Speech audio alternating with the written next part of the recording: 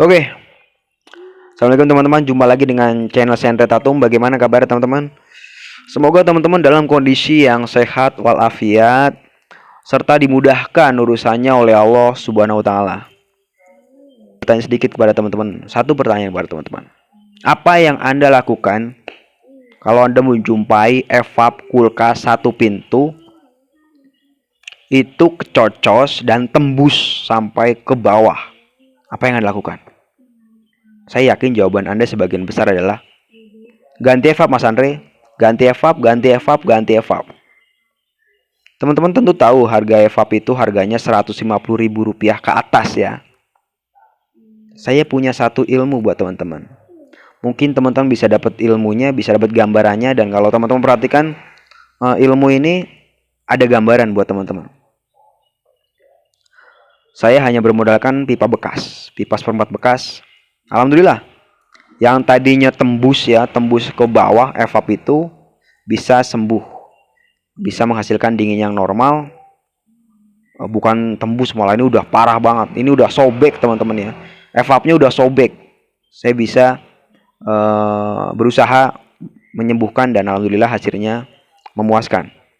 Ingat teman-teman, ini adalah ilmu teknik, pelan-pelan mencarinya. Nanti kalau teman-teman buru-buru, teman-teman akan kewalahan ya. Saya doakan agar teman-teman dimudahkan urusannya oleh Allah SWT dan dilancarkan rezekinya. Jangan lupa like dan subscribe-nya, nyalakan juga loncengnya. Jadi teman-teman tahu ilmu recehan apa yang saya share setiap harinya. Semoga bermanfaat. Saya kira assalamualaikum warahmatullahi wabarakatuh. Oke, langsung aja teman-teman ya. Teman-teman bisa perhatikan ini. Ini adalah evap kulkas Polytron letter kotak ya, bentuknya kotak ya. Jadi awal mulanya ini bocor teman-teman sampai tembus ya, bocor sampai tembus ke bawah. Kemudian saya coba las pakai alu platinum, namun saya dapat alu platinum yang kurang bagus ya.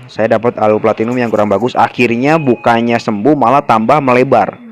Oke, perhatikan ini ya. Ini bukannya sembuh malah tambah melebar teman-teman.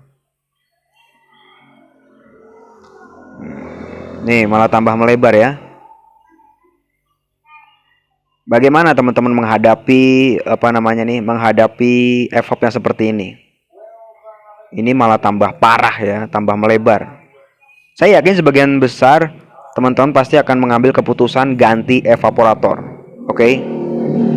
Ganti evaporator dengan evaporator yang baru. Nah, kalau udah seperti ini teman-teman ya, sebentar. Kalau udah seperti ini, saya yakin teman-teman akan mengambil langkah atau mengambil keputusan yaitu udahlah, ini udah nggak bisa dibenerin lagi. Udah habis akal kita kan. Akhirnya teman-teman mengambil keputusan diganti dengan evaporator yang baru. Saya akan memberikan ilmunya apa yang harus kita lakukan teman-teman ya. Apa yang harus kita lakukan terkait dengan kasus ini ya.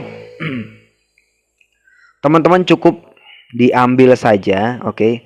Cukup diambil saja jalur yang menuju ke sini teman-teman ya.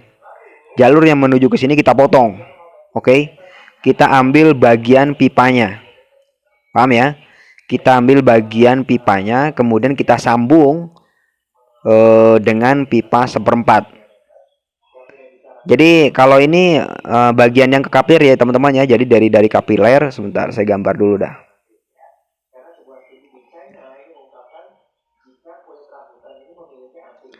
Dari kapiler seperti ini teman-teman. Jadi jalurnya seperti ini. Dari sini ya, kapiler, kemudian ke sini ya, terus ke sini lagi. Nah seperti ini teman-teman ya. Nah seperti ini, kemudian tembus ke sini. Nah seperti ini ya.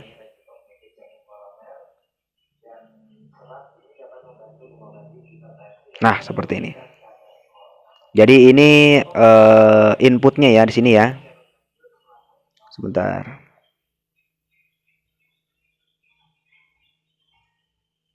Nah ini inputnya ya. Inputnya yang saya arah panas ya, kurang gede tuh benar.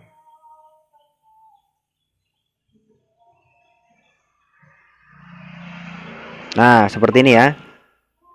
Sebentar, ini inputnya, kemudian lari ke sini, kemudian dibagi lagi dan menuju ke teman yang lain ya, menuju ke pipa tiga pipa isap ya, dari kapiler ya. Ini arah panah ini dari kapiler teman-teman ya, arah panah ini dari kapiler ya. Dari kapiler, kemudian dibagi sama dia, kemudian tembus lagi, terus saja ke sana. Ke sana nanti akan ketemu dengan pipa isap. Kemudian ini saya potong teman-teman ya, ini saya potong. Jalur ini langsung saya potong. Karena ini udah nggak bisa dipakai lagi ya, titik ini ya. Titik ini udah nggak bisa dipakai lagi teman-teman ya. Yang udah pecah itu udah nggak bisa dipakai lagi ya. Makanya saya potong dari sini ya. Ini saya potong nih. Ini saya potong nih. Nah ini saya potong nih. Seperti ini ya. Dipotong, kemudian saya sambung ya. Saya sambung dengan pipa pipa seperempat. Oke, saya sambung dengan pipa seperempat dengan alu platinum. Sebentar. Nih, nah seperti ini teman-teman ya. Ini hasilnya teman-teman setelah saya sambung dengan alu platinum versi 2 ya. Kemarin karena alu platinum kemarin jelek, jadi saya ganti alu platinum yang versi 2. Cakep teman-teman ya, seperti ini ya. Ini adalah hasil dari pengelasan saya nih. Jadi pipa tembaga kita amplas. Oke, pipa tembaga kita amplas, kemudian kita masukkan ke dalam jalur yang menuju ke pipa isap ya. Oke, jalur menuju ke pipa isap seperti ini ya. Kemudian kita las pakai alu platinum. Jadi teman-teman jangan berpikiran beli kondensor baru ya. Seperti ini mana nih? Oh sorry mas, beli evap baru ya. Nah seperti ini. Kelihatan ya. Nah pipanya saya masukkan ke dalam situ.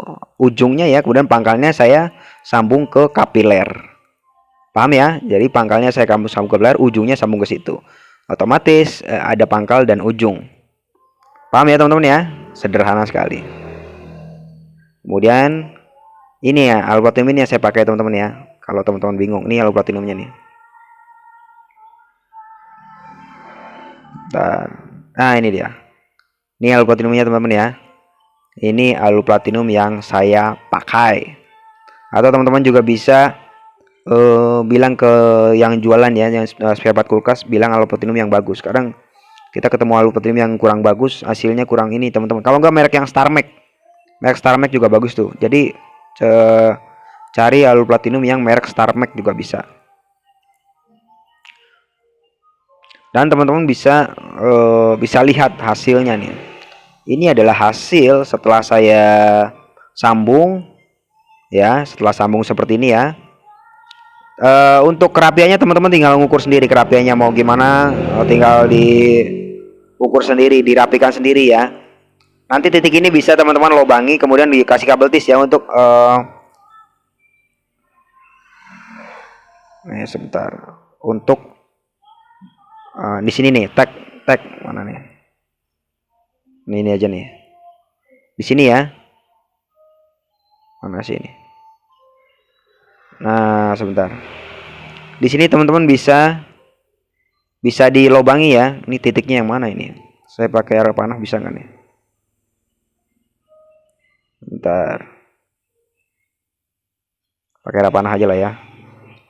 Di sini teman-teman bisa lobangi di sini ya, yang saya arah panah ya. Nah di sini dilobangi untuk mengikat si pipa seperempat tadi ya. Pipa seperempat tadi, dan diikat lagi pakai kabel tis. Pokoknya kerapian teman-teman lah yang ngatur ya. Kerapian teman-teman yang ngatur. Tadi nggak sempat saya foto. Yang jelas seperti ini, gambarannya seperti ini ya. Pipa seperempatnya kita sambung. Ukuran panjangnya bebas, terserah teman-teman mau semeter, mau 2 meter, mau 1,5 meter, atau mau setengah meter, bebas. Yang penting tersambung dengan kapiler ya. Karena pipa satunya lagi kan, pipa evap satunya lagi kan tersambung pakai ini ya, ke pipa isap ya. Jadi kan kita motong yang jalur kapilernya. Seperti ini ya. Nanti teman-teman tinggal dikasih kabel tis untuk menjepit pipa seperempat tersebut ya.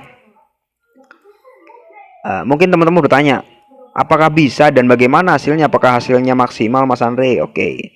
Ini adalah hasil dari apa yang saya lakukan teman-teman ya. Ini adalah hasil dari apa yang saya lakukan. Teman-teman bisa lihat ininya nih. Ini hasilnya nih, sempat saya dokumentasikan ya. Mana tadi? Ah, ini dia.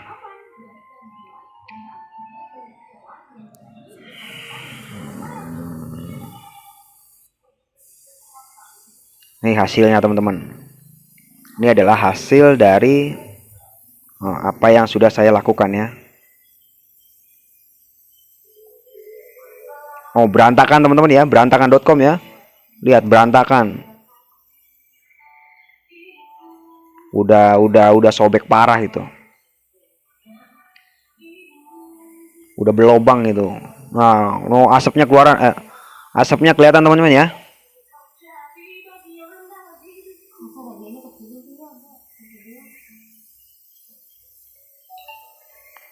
Apa yang teman-teman pikirkan ya?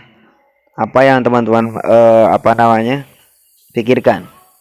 Maksudnya, kalau teman-teman udah ngelihat video ini, oke.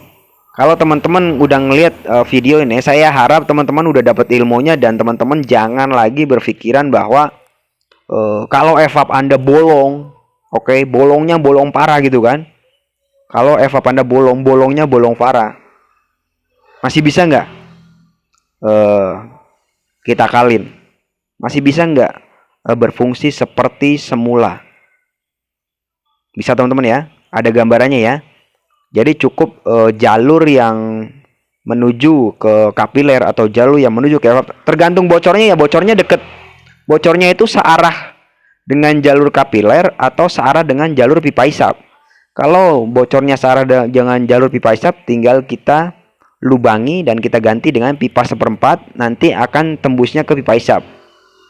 Kalau misalnya bocornya searah dengan jalur kapiler, tinggal kita bolongin dengan jalur kapiler. Jadi saya harap mulai sekarang teman-teman sudah berpikir inovasi ya. Sudah berpikir inovasi, jangan sampai kalau evap kita udah bocor parah, udah bolongnya berantakan gitu, kita langsung berpikiran ganti evap. Kita masih ada cara lagi kok. Masih ada cara lain. Nah, lihatin busanya masih ada cara lagi. Makanya itulah fungsinya teman-teman belajar, memperhatikan setiap video-video yang saya share setiap harinya. Jadi teman-teman tahu ya, ilmu-ilmu recehan apa yang saya share, ilmu teman-teman tahu ya. Sederhana ya. Kalau teman-teman beli evap, mungkin teman-teman bisa keluar uang kurang lebih 160-an ya. 150 ke atas lah ya. Tapi kalau teman-teman pakai ilmu ini, teman-teman cukup pakai pipa 1/4 yang bekas, oke? Pakai pipa 1/4 yang bekas, teman-teman bisa menyelesaikan kasus ini. Hasil pendinginnya juga normal kok, nggak ada masalah, ya. Sederhana, simple, asalkan teman-teman mau belajar. Mungkin cukup sekian teman-teman ilmu yang bisa saya share hari ini. Saya doakan agar teman-teman bisa menyelesaikan kasus ini dengan tuntas. Jangan lupa bismillah sebelum mengerjakan. Saya Hidayat, assalamualaikum warahmatullahi wabarakatuh.